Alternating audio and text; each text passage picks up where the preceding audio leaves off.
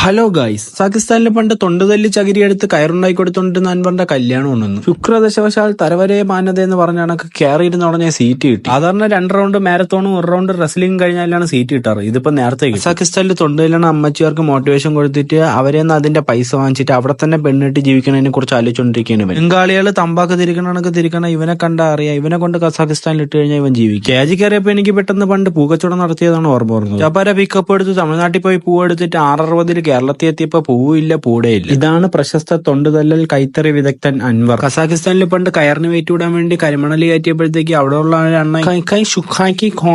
എന്നും പറഞ്ഞ് പെടലേക്ക് പിടിച്ചപ്പോ രക്ഷിച്ച കഥ പെണ്ണുമ്പിള്ളേരെ പറഞ്ഞു കൊടുക്കുക. കസാഖിസ്ഥാനിലെ പോലീസ് പിടിച്ച് നിക്കറിൽ നിർത്തിയപ്പോ പോലും അവന് ഇത്രയും ടെൻഷൻ ഇല്ലേ. സ്റ്റേജ് കയറി ഇത്ര ആൾക്കാരെ കണ്ടപ്പോ അവന് മൂത്രം ഒഴിക്കാൻ പറ്റി. അതാണ് ടെൻഷൻ. ഈ നീലക്കുയിലിന്റെ അടുത്ത് 2 വീഡിയോ എടുത്തരാൻ പറഞ്ഞപ്പോഴത്തേക്ക് അവന്റെ വായിക്കകത്ത് കയറിയിരുന്നാണ് വീഡിയോ എടുക്കുന്നത്. നമ്മളെല്ലാം കൂടെ പോയി അവന് കൈ കൊടുത്തപ്പോഴത്തേക്ക് അവനിക്കാണെങ്കിൽ അലിൻ ജോസ് പേരേക്കും മമ്മൂട്ടി ബർത്ത്ഡേക്ക് ഗിഫ്റ്റ് വാങ്ങിച്ചു കൊടുത്ത സന്തോഷം. രണ്ടും ആണെങ്കിൽ 10 മണി ചായ കൊടുക്കുമ്പോൾ തൊഴിലുറപ്പ് ചേച്ചിവരെ അവിടെ ഇരുന്നിട്ട് ന്യായം വേണ്ടാണ് കല്യാണത്തിന് പറഞ്ഞവരെ പോണവരെയും കുറിച്ച് ന്യായം വിട്ടുകൊണ്ടിരിക്കുക. ചെറുക്കൻ്റെ അടുത്ത് പറഞ്ഞു കൊടുത്ത് ഞാനാണ് നീലക്കോയിലിന്റെ അഡ്മിൻ എന്ന്. ഇവനിക്കാണെങ്കിൽ അങ്ങോട്ട് പിറങ്കാലി പെരുത്തിട്ടാണെങ്കിൽ ഉള്ള ശക്തി എല്ലാം കൂടെ എടുത്തിട്ട് എന്റെ കവാലത്തിന് വണ്ണയടിച്ച് തിരിക്കാൻ കയറി വന്നതാണ്. ഇവന്റെ അടുത്ത് എത്തി വന്ന് ഡാൻസ് കളിക്കാൻ പറഞ്ഞപ്പോഴത്തേക്കും പാറപ്പുറത്ത് അപ്പിയിട്ട അണ്ണാനെ കണക്ക് ഒരു ഭാവം ഇല്ലാതെ അങ്ങനെ തന്നെ ഇത്ര നല്ല ഡാൻസ് അവിടെ നടക്കുമ്പോൾ അതിന്റെ ഇടയിൽ ടാറ്റ കൊടുക്കണമെങ്കിൽ ഇവന്റെ പേര് അലിൻ ജോസ് പെരേര എന്നായി. ആരാ പറയാനായിട്ട് അൻവറിന്റെ കല്യാണം വരെ കഴിഞ്ഞ് പിന്നെയാണ് ഇനി RCBക്ക് കപ്പടിക്കാൻ പാടുന്നു.